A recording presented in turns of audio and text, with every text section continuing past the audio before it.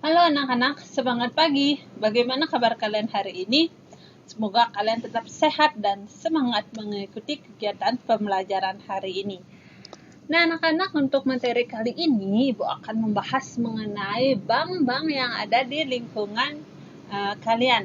Tentunya kalian pasti sudah pernah melakukan transaksi ke bank, bukan? Contohnya menabung mungkin? Nah, anak-anak, sebelum kita lanjut ke jenis-jenis bank, maka Ibu akan menjelaskan terlebih dahulu apa itu arti perbankan berdasarkan undang-undang. Nah, perbankan adalah segala sesuatu yang mencakup tentang bank, baik itu kelembagaan, kegiatan usaha, cara dan proses dalam melakukan kegiatannya. Nah, ada fungsi dan ada tujuan daripada lembaga keuangan perbankan. Ibu lihat dulu dari fungsi utama. Fungsi utama daripada LKB itu sendiri ada 3. Yang pertama yaitu menghimpun dana dari masyarakat. Contohnya menabung. Yang kedua yakni menyalurkan dana dari masyarakat. Jadi dana di bank diberikan kepada masyarakat. Contohnya memberikan kredit. Kemudian yang ketiga adalah menyediakan layanan jasa perbankan. Mungkin kalian yang sekarang sedang mengakses m-banking itu adalah salah satu layanan daripada perbankan. Nah, tujuan daripada lembaga keuangan perbankan itu sendiri adalah menunjang pelaksanaan pembangunan nasional, baik itu peningkatan pemerataan, pertumbuhan ekonomi, stabilitas, sampai kesejahteraan masyarakat.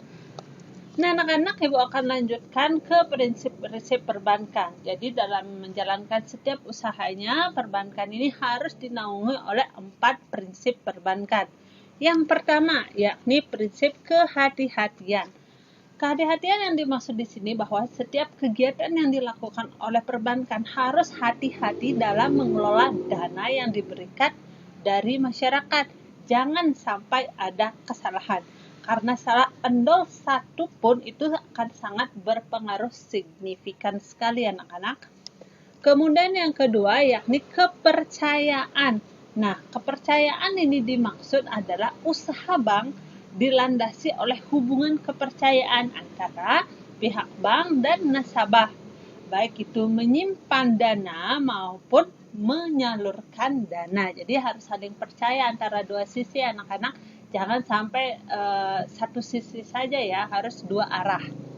Kemudian yang ketiga yaitu kerahasiaan. Nah, tentunya bank harus merahasiakan segala sesuatu yang berhubungan dengan keuangan dan data pribadi daripada nasabah tersebut. Jangan sampai bocor karena itu akan berakibat fatal atau pembobolan daripada dana masyarakat di bank tersebut. Kemudian terakhir adalah prinsip mengenal nasabah. Nah, di sini artian dalam mengenal itu adalah untuk mengetahui identitas daripada nasabah serta melaporkan jikalau terjadi transaksi yang mencurigakan. Jadi itu 4 prinsip yang harus ditetapkan oleh perbankan. Ada kehati-hatian, kepercayaan, rahasia, dan harus mengenal nasabah. Baiklah anak-anak, Ibu akan lanjutkan di sini yakni ke jenis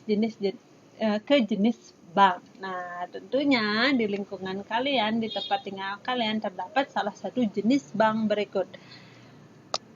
Mari Ibu jelaskan dari yang pertama. Ya, yang pertama adalah pembagian jenis bank berdasarkan fungsinya.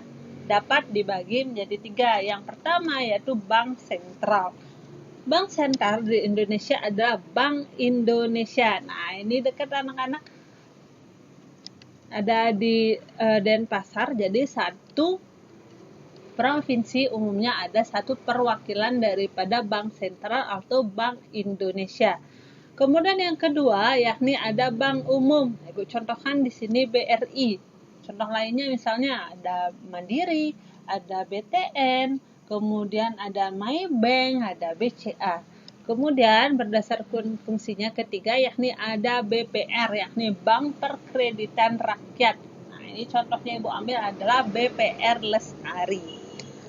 Nah, anak-anak, mari Ibu jelaskan dulu mengenai berdasarkan fungsinya yakni bank umum. Karena untuk bank sentral Ibu akan ulas nanti lebih detail pada submateri selanjutnya. Nah, di sini Ibu akan bahas yang pertama yakni mengenai bank umum. Bank umum itu adalah suatu bank yang melakukan kegiatan usahanya secara konvensional. Artinya konvensional ini yakni memperoleh laba dan atau secara syariah yang dalam kegiatannya memberikan jasa ya, bukan jasa di sini jasa dalam lalu lintas pembayaran. Nah, fungsi pokoknya yakni menyediakan mekanisme atau alat pembayaran yang lebih efisien, kemudian menciptakan uang. Tapi anak-anak di sini adalah uang giral. Ingat, bukan uang kartal ya, hanya uang giral. Kemudian menghimpun dana dari masyarakat, seperti Ibu contohkan tadi ada menabung, ada deposito berjangka, kemudian menyalurkan dana kepada masyarakat, itu misalnya kredit, serta menawarkan jasa perbankan. Ini jasa perbankannya ada banyak, ada anak-anak, ada misalnya ATM atau M-Banking. Nah, sedangkan untuk BPR yakni Bank Perkreditan Rakyat, yakni bank yang melaksanakan kegiatan usahanya baik itu konvensional ataupun syariah, yang kegiatannya tidak memberikan jasa dalam lalu lintas pembayaran. Nah, lalu lintas pembayaran ini adalah falas juga clearing anak-anak. Jadi dalam BPR tidak ada lalu lintas pembayaran, sedangkan dalam bank umum termasuk ke dalam lalu lintas pembayaran. Nah, mungkin kalian bingung ya, apa sih sebenarnya Bu beda antara bank umum dengan BPR, karena sama keduanya itu sama-sama bank. Nah, anak-anak, mari Ibu jelaskan perbedaan antara BPR yakni Bank Perkreditan Rakyat dengan bank umum yang ada di Indonesia.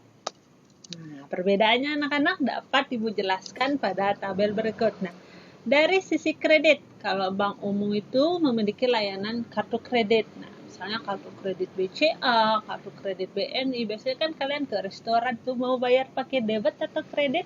Nah, itu dia anak-anak. Bisa kalian dengan layanan kartu kredit.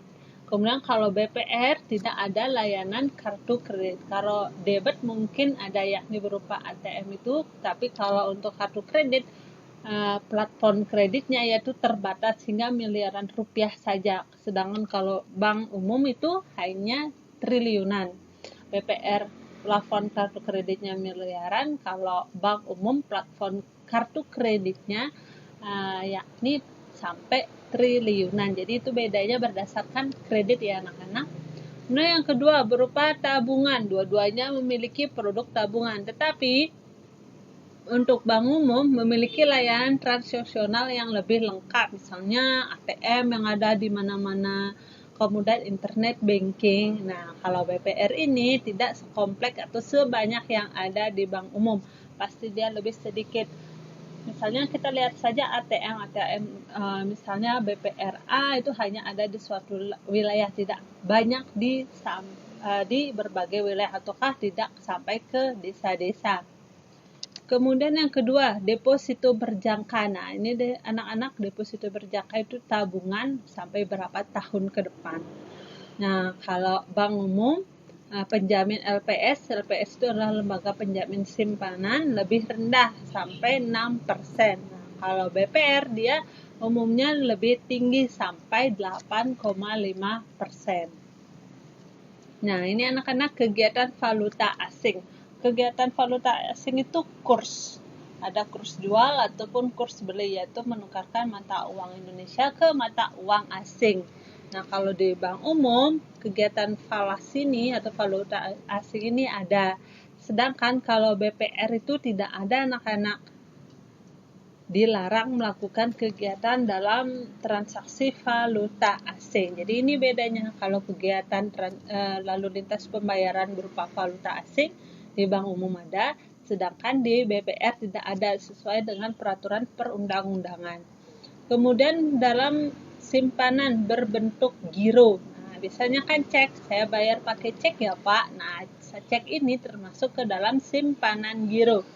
Kalau bank umum ada layanan berupa simpanan giro, sedangkan kalau BPR ruang lingkupnya tidak ada layanan giro.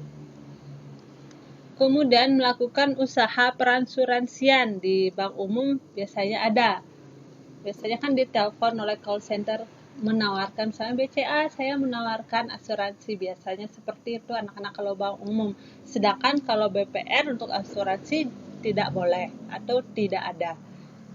Nah, kemudian penyertaan modal kalau di bank umum ada, sedangkan kalau di BPR tidak ada. Jadi itu anak-anak beda antara bank umum dan BPR.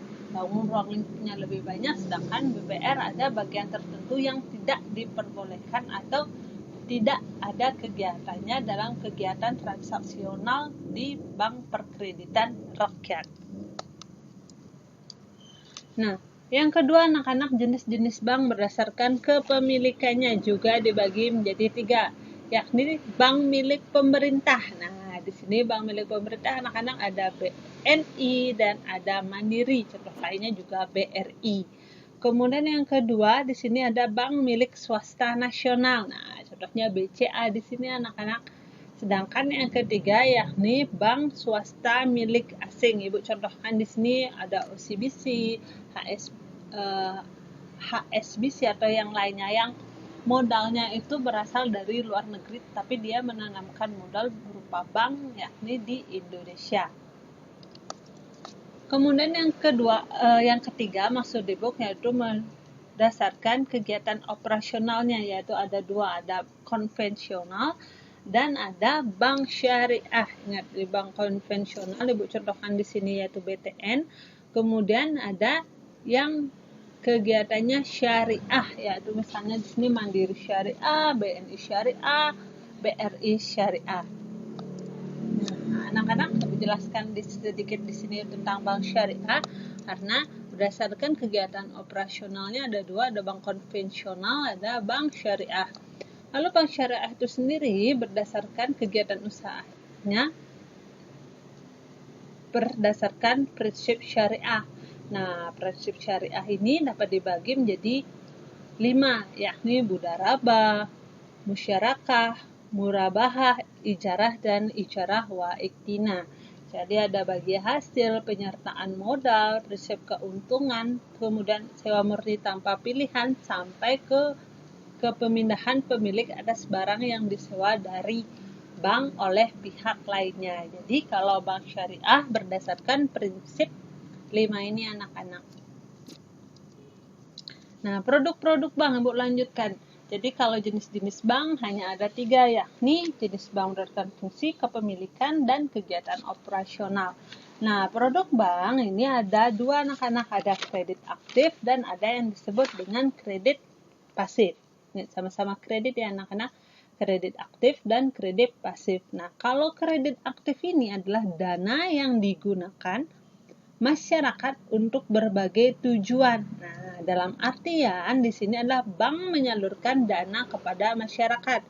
Contohnya di sini kredit rekening koran atau kredit rumah. Nah, kalau bank menyalurkan dana itu disebut dengan kredit aktif. Nah, kalau bank menghimpun dana dari masyarakat, artinya ada aliran dana masuk dari masyarakat ke bank, disebut dengan kredit pasif. Nah, contohnya di sini ada berbagai macam tabungan bank, kemudian ada juga deposito berjangka. Jadi kalau bank menyalurkan dana kepada masyarakat itu kredit aktif, kalau bank menghimpun dana dari masyarakat itu adalah kredit pasif. Jadi hanya ada 2 produk perbankan, aktif ataukah pasif, menyalurkan ataukah menghimpun dana dari masyarakat. Nah, kemudian anak-anak ada yang disebut dengan jasa perbankan. Nah, jasa perbankan ini diberikan bank kepada masyarakat untuk menunjang kegiatan usahanya atau kegiatan dari perbankan itu sendiri. Jasa-jasa perbankan yang diberikan contohnya kartu debit atau kartu kredit. Kemudian layanan ATM, M-banking yang kalian gunakan juga termasuk ke jasa perbankan. Kemudian ada cek dan ada falas atau valuta asing. Itu merupakan jasa daripada perbankan. Baik anak-anak, kita akan lanjut ke lembaga penjamin simpanan. Nah, mungkin ada beberapa dari kalian yang pada saat mendorong pintu masuk bank ada stiker warna kuning dan ada bacaan lembaga penjamin simpanan. Nah, umumnya bank-bank terdapat stiker tersebut baik itu di dalam Baiklah anak-anak, Ibu akan lanjutkan membahas mengenai lembaga penjamin simpanan. Nah, mungkin ada beberapa di antara kalian yang jika ke bank pada saat mendorong pintu, di pintu tersebut ada stiker warna kuning yang bertuliskan lembaga penjamin simpanan. Nah, apa sih itu LPS atau lembaga penjamin simpanan?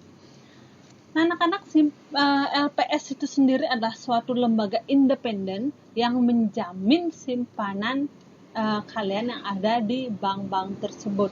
Nah, jadi LPS ini akan menjamin simpanan yang berupa giro, tabungan, deposito, dan sertifikat deposito atau setara dengan yang Ibu bilang tadi.